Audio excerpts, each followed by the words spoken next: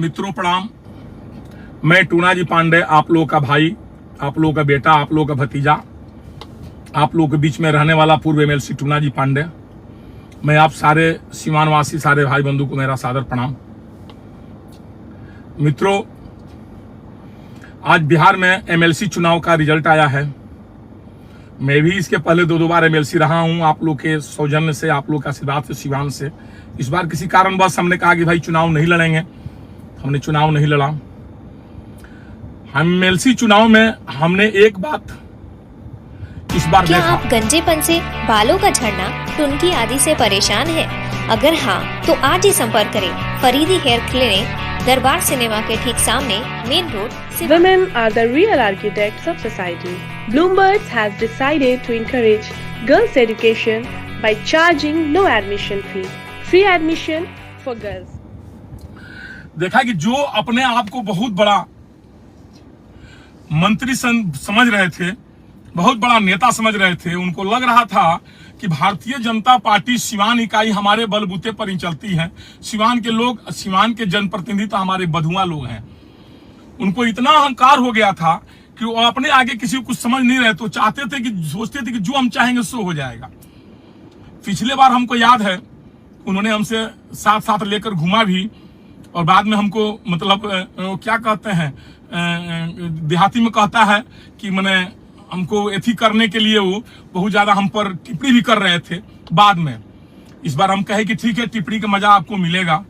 और हमने देखा कि दरवाजे दरवाजे मंत्री महोदय संतरी की तरह घूमे, और सिवान के जनप्रतिनिधि और सिवान की जनता ने उनको संतरी का हैसियत बना दिया। मैंने सिवान के बाहुबली मंत्री संतरी हो गए और 3 नंबर पर चले गए। तो ये उनकी अपनी औकात है, अपनी जनप्रतिनिधि, अपनी लोकप्रियता है कि कम से कम अपने साथ रहने वाले लोगों को तो 3 नंबर में वो लेकर चले गए।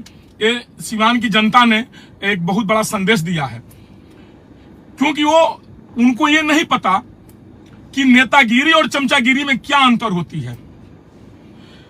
चमचागिरी करके, किसी के तलवा चाट करके आप मंत्री बन गए, एक अलग बात है। कोई चमचागिरी करके बन सकता है, लेकिन जनता के दिल में जा करके, बैठ करके और चुनाव जीत करके आप मंत्री बने या एमपी, एमएलए या एमएलसी बने, उसका कद बहुत ऊंचा होता है चमचागिरी से। अब तो हमें लगता है कि हमारे मंत्री महोदय को सबक मिल गया होगा, सिवान की जनता ने सबक दे दिया, और हमें लगता है कि उनका अहंकार अब टूट गया होगा। अब उनके जनता के बीच में आने की हमको नहीं लगता है कि उनका हैसियत तो नहीं होना चाहिए, उनको आना भी नहीं चाहिए। अगर थोड़ी सी भी शर्म लाज अगर बची हो हमारे मंत्री महोदय में, तो जिस तरह उन्होंने हम पर टिप्पणी पिछले बार करवाया, और इस बार उनको लग रहा था कि हम ही ब्राह्मणों के नेता हैं। तीनों जगह से ब्राह्मणों को उन्होंने सफाया करा दिया, सीवान जिला से, गोपालगंज से, छपरा से, और तीनों जगह की जनता ने उनको सबक सिखा दिया। तो हम तो अब कहेंगे मंत्री महोदय से कि अब मुंह छुपाइए, घर में बैठिए, नेतागिरी आपके बस की नहीं है। जनता के बीच जनता ने आपको नकार दिया, आपको कहीं का जनता ने नहीं छोड़ा। आप घर घर घूमे ना। आप तो कहते थे कि हमने टूना पांडे को एमएलसी बनाया। समझ में आ गया होगा इस बार आपको कि जनप्रतिनिधि एमएलसी बनाता है, जनता के आशीर्वाद से लोग एमएलसी बनता है, आपके आशीर्वाद दुआ से और नेतागिरी से नहीं बनता है।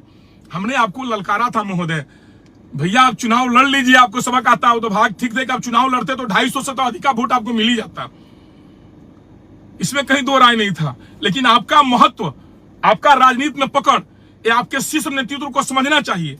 हम तो भारतीय जनता पार्टी से, तमाम नेताओं से, शीर्ष नेताओं से हाथ जोड़कर आग्रह करेंगे कि माननीय मंत्री जी का औकात देखिए सिवान में, क्या उनकी औकात रही।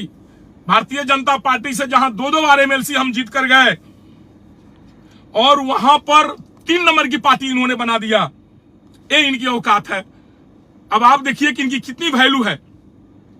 अब रह गई बात, हम सारे जनता जनार्दन से अपील कर रहे हैं और उनसे दुआ आशीर्वाद भी मांग रहे हैं कि इसी तरह आप लोग हमारे ऊपर स्नेह बनाए रखें, कि जो अहंकारी व्यक्ति आए सिवान में उसका अहंकार टूट जाए। और जीते हुए जनप्रतिनिधि से हम अनुरोध भी करेंगे कि भाई हमारी सिवान की जनता का आप विशेष ध्यान रखेंगे। आप जीत करके सिवान की जनता को आप भूलेंगे नहीं, ये हमें आप पर विश्वास है। और हम आपको बधाई देते हैं इस बात को कि चलिए आप चुनाव जीत गए, अच्छी बात है। लेकिन जनता की एहसान, नेताओं की एहसान, चाहे जितने लोग आपके साथ थे उसको आप भुलाइएगा नहीं तो भुलाइएगा तो अगले बार जनता आपको फिर भुला जाएगी। आप देख ही रहे होंगे सीवान में क्या स्थिति और नेताओं की हो रही है। और हम हारे हुए नेताओं से भी आग्रह करेंगे, निवेदन करेंगे कि देखिए लोकतंत्र है, हार जीत होती रहती है। हमारी शुभकामना सबके साथ था, क्योंकि मैं न्यूट्रल था इस बार, जो फेस जोड़ लीजिए। लेकिन हम सारे हारे हुए जनप्रतिनिधि से भी ये निवेदन करेंगे कि आप हिम्मत नहीं हारिएगा, आप क्षेत्र नहीं छोड़िएगा, आप क्षेत्र में लगे रहिएगा। जिस तरह जनता की आप सेवा करते थे उस तरह जनता की आप लोग सेवा करते रहिएगा। हो सकता है आने वाला समय आपका ही हो। लेकिन एक बात आप ध्यान में जरूर रखें कि चुनाव दूसरे किसी के चलते हारा भी जाता है और दूसरे किसी के चलते जीता भी जाता है। आप लोग हमारी भाषा समझ गए होंगे। हो सकता है कि जनता आप लोग को आपको चाह रही है, लेकिन आपके साथ रहने वाला व्यक्ति इस तरह का होगा कि जिसको जनता नहीं चाह रही है, उसको आप लेकर घूम रहे होंगे, उसके चलते आप चुनाव हार गए। या कभी कभी ऐसी होती है कि जनता आपको पसंद नहीं करती है और आप किसी ऐसे व्यक्ति के साथ घूमते हैं कि जनता उस व्यक्ति को पसंद करती है, जनप्रतिनिधि उस व्यक्ति को पसंद करती है, तो चुनाव जीता भी जा सकता है।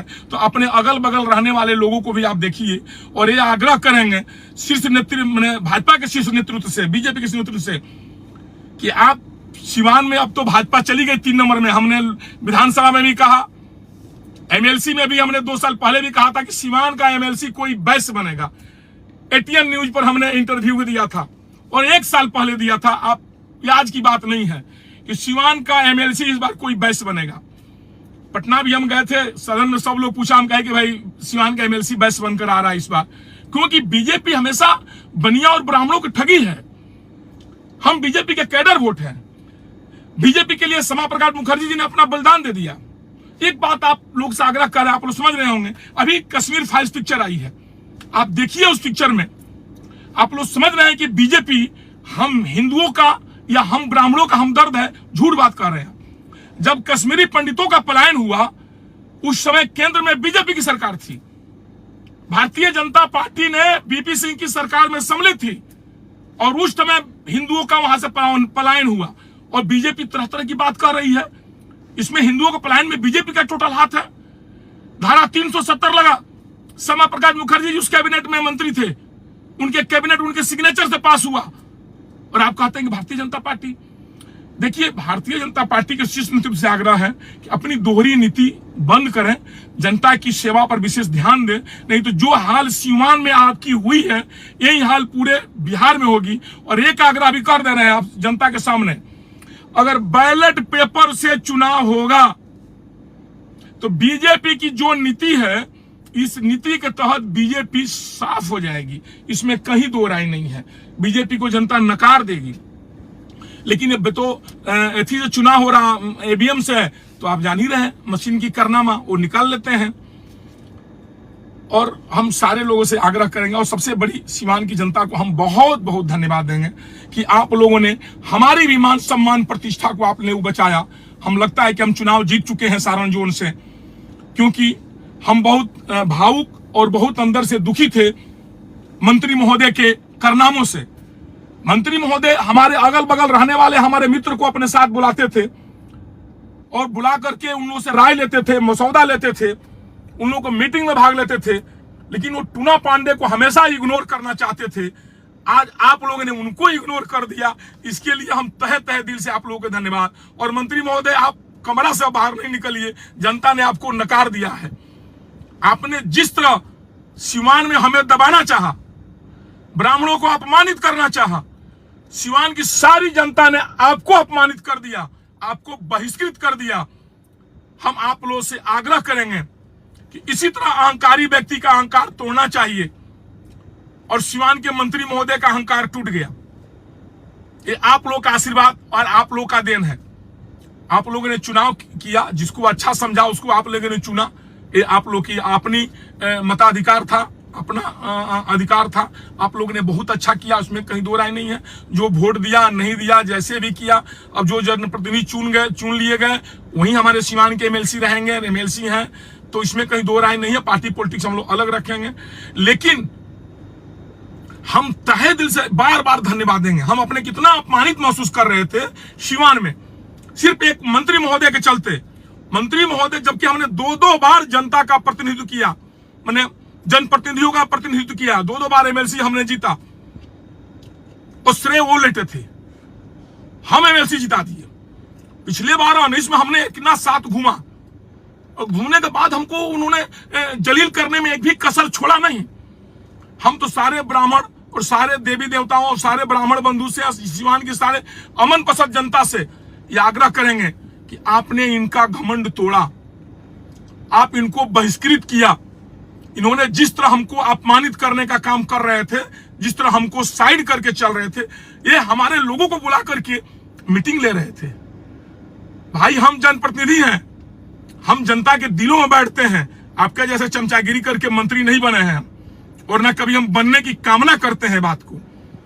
हम जनप्रतिनिधि थे, जनप्रतिनिधि रहेंगे, और आप जनताओं से हम आग्रह करेंगे कि आप अपने शुभचिंतकों से आग्रह करेंगे कि आप मायूस न हो।